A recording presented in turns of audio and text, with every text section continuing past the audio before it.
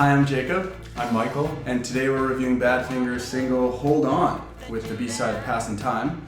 And this was recorded for Radio Records and released in February of 1981. It was the first single from the Say No More album. This single charted to number 56 on Billboard, so highest charting single in the post-Ham Badfinger. It was very impressive, even after Airwaves. But Hold On was something different. It had an energy to it, it had a bounce to it, it had a more rocking sound, even though it was a pop sound. And Tom's vocal was just a pleasure to hear.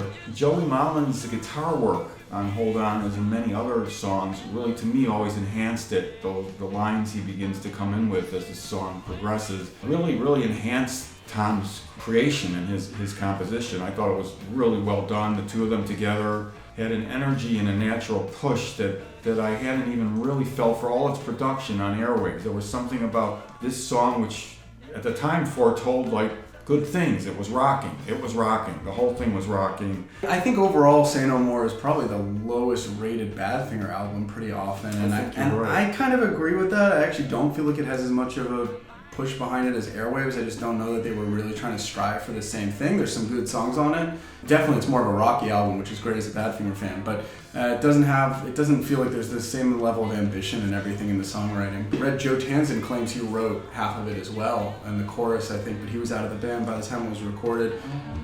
But something's kind of missing from, like, the first minute of the song is amazing, and then it doesn't build.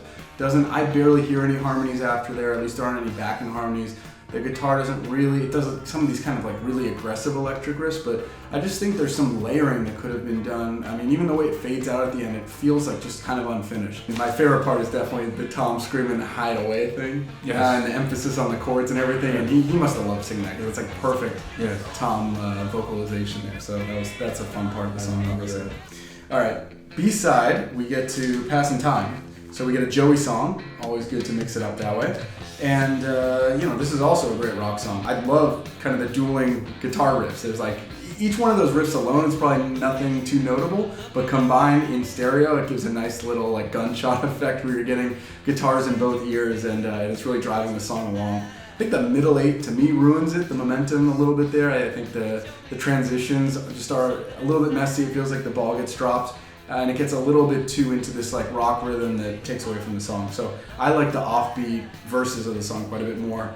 Solo's amazing. I think it takes a little too long to fade out at the end as well when then that final part is introduced. It's a good B-side, but I don't think it would be in like the upper tier of Joey Molland songs, but makes sense to find on the other side of Hold On. Interesting about the middle part, because I didn't mind that switch to the minor kind of, and it really works in the solo in the middle. He does a fantastic solo. It's like much of Say No More. It doesn't have the big push and maybe production of an Airwaves at the time. It obviously was a smaller effort. There really wasn't a weak song, but it was all pretty rocking. There were no big ballads on this album.